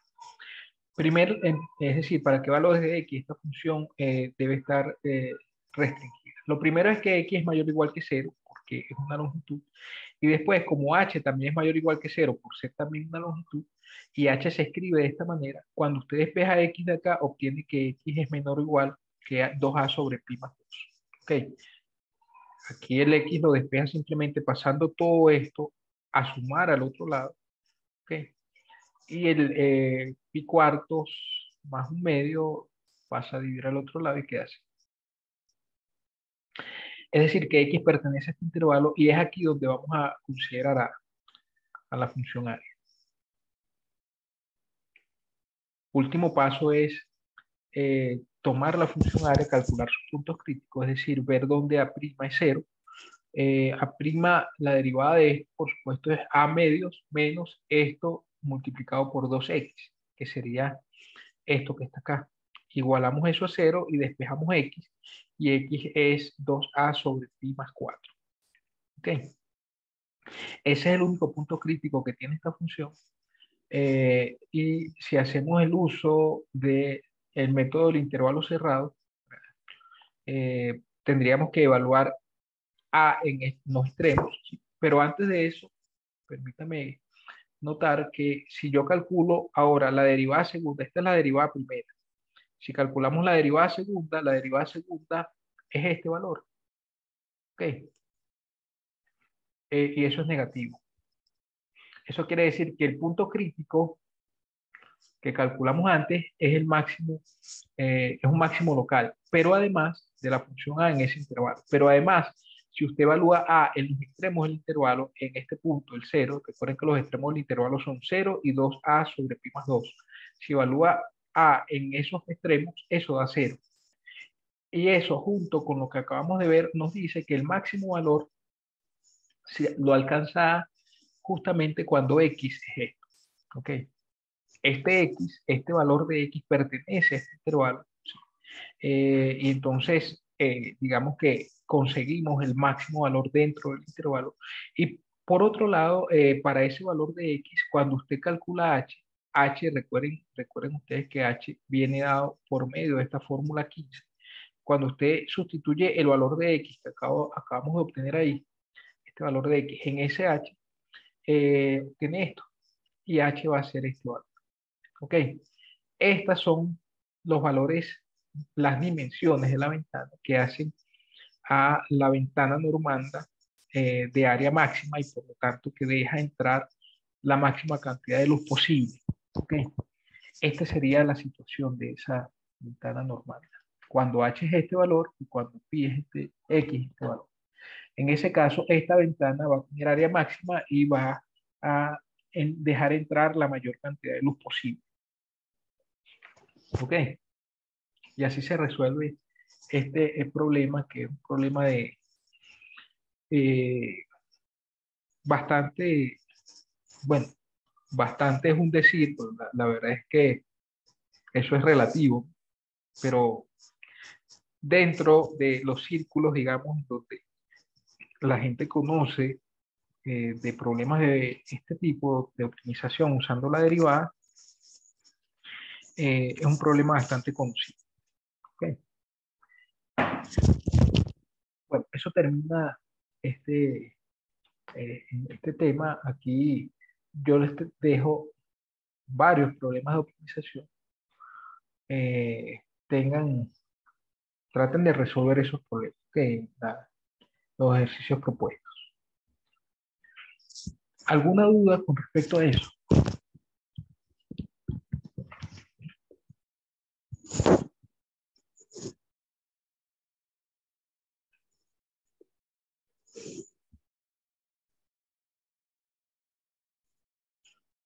Ok, bueno, entonces antes de terminar, para dar una pequeña introducción al tema de integración, yo quiero hablar un poco de las antiderivadas. ¿Sí? Ya mañana vamos a continuar con este tema y entraremos de lleno al tema de integración. Bueno,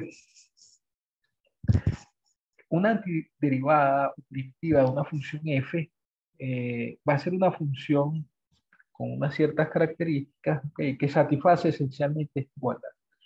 Vamos a ver lo que vamos a aprender en esta presentación. El concepto de antiderivada o primitiva y algunas propiedades básicas. Necesitamos conocer todo esto, particularmente el concepto de derivadas y de continuidad. Bien, aquí está el recordatorio con respecto a lo que es una función continua, a lo que es una función derivable. La regla de linealidad solamente es la que vamos a usar en esta presentación, ya después usaremos otras. La regla de linealidad y algunas derivadas conocidas. Todas estas derivadas las hemos calculado en algún momento. Tenemos muchas más derivadas conocidas, pero bueno, no caben todas acá, coloco solamente algunas.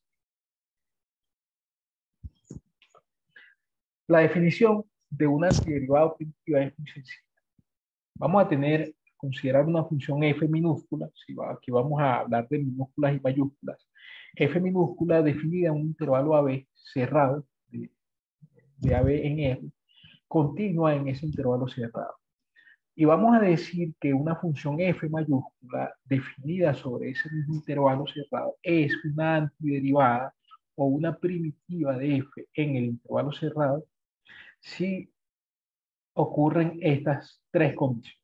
Primero, f mayúscula es continua en AB. Segundo, es derivable en el abierto. ¿Sí? Y tercero, que la derivada de esa función f mayúscula es igual a f minúscula en el abierto. ¿Sí?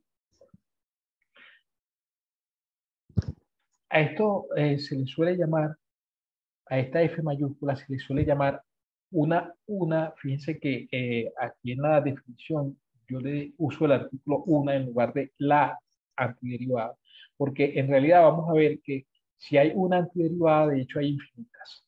¿Ok?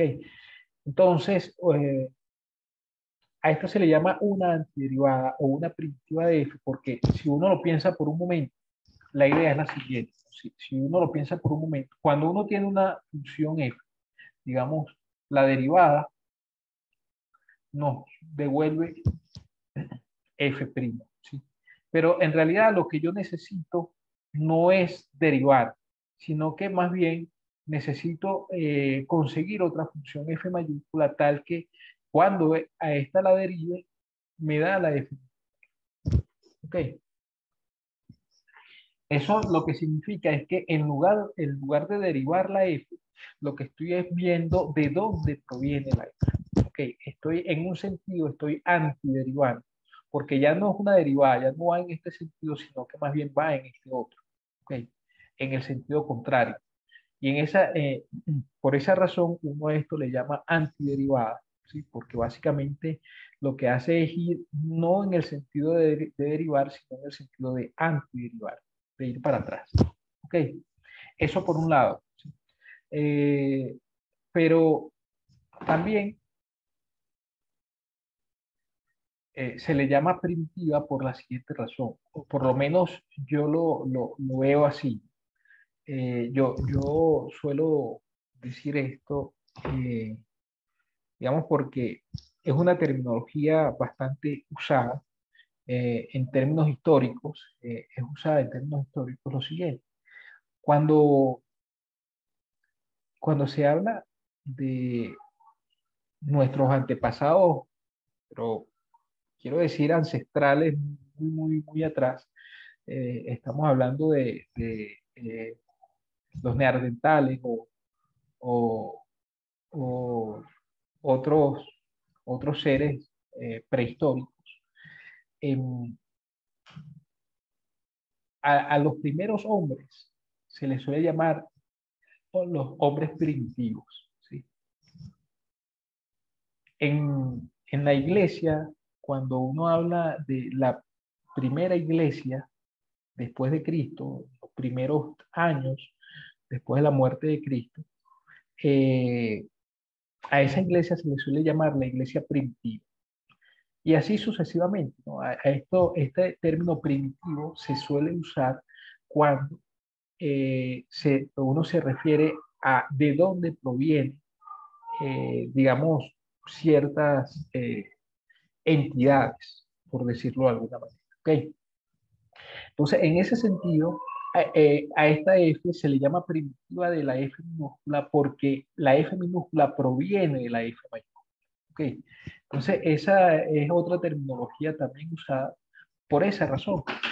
Entonces, cualquiera de las dos terminologías, cualquiera de los dos nombres está bien. Yo puedo usar cualquiera de los dos y de hecho yo voy a usar cualquiera de los dos términos. A veces voy a decir la antiderivada y a veces voy a decir la primitiva y estaremos refiriéndonos a lo mismo. Siempre es esto que está acá en esta definición. Es la misma cosa, solo que con dos nombres distintos, dos nombres. Ambos nombres tienen sentido, que se pueden usar sin problema. ¿Está claro por qué el nombre, ¿no? O los nombres? Y además, bueno, importante es que se aprendan bien esta definición, ¿no? Ser una primitiva o una antiderivada de f es tener estas tres propiedades. La f mayúscula va a ser una antiderivada de f o primitiva de f en el intervalo cerrado a b si esta f mayúscula es continua en el cerrado, derivable en el abierto y tiene derivadas igual a f minúscula en el abierto. ¿Ok? Ejemplos de esto, y con eso, con este ejemplo y este ejemplo 1 y el ejemplo 2 terminamos. Ejemplos de esto son, primero, esta función. Fíjense que esta función, f mayúscula, cuando n no es menos 1, cuando n es cualquier número real distinto de menos 1, si se deriva esta función, nosotros sabemos, distinto de menos 1, por supuesto, para que aquí en el denominador no sea 0. ¿Sí? Si usted deriva esta función, la derivada es simplemente bajar el n más 1 acá, restarle 1 al exponente, ¿sí? Y eso nos va a llevar a x a la n. Ok, la derivada de x a la n más 1 sobre n más 1 es x a la n. Eso significa que esto es una primitiva. Fíjense ustedes que esta función f mayúscula, por cierto, satisface esta primera y esta segunda condición en cualquier intervalo. Ok, f mayúscula dada de esta manera satisface tanto que f es continua en AB como f es derivable en AB en cualquier intervalo. Bueno, si n es negativo o una fracción, digamos, eso va a depender digamos, de este n va a depender de dónde está definida la función. Pero digamos que la función en su dominio cumple con estas propiedades. ¿Ok? Entonces, A y B se cumple y además se cumple la tercera condición que f' es igual a esta. Esta sería mi f minúscula. ¿Sí? Si usted mira la tercera condición, f mayúscula prima igual a f minúscula, y lo compara con esta igualdad que tengo acá, entonces el lado izquierdo es la misma f mayúscula prima, esta, y el lado derecho es x a la n, que sería mi f minúscula. Entonces, lo que dice este ejemplo es que como tengo esta relación, cuando derivo esta función f mayúscula, obtengo x a la n, esa función f mayúscula es una primitiva de x a la n. ¿Ok? En cualquier intervalo en donde la función esté bien definida. Ese es nuestro ejemplo acá. Bueno, vamos a hacer una cosa. Son las 10:29. Vamos a terminar con ese ejemplo. No sé si tienen alguna duda y después mañana continuamos con todo lo demás que tiene que ver con antiderivadas y terminamos con ese tema. ¿Ok? ¿Alguna pregunta con respecto a esto?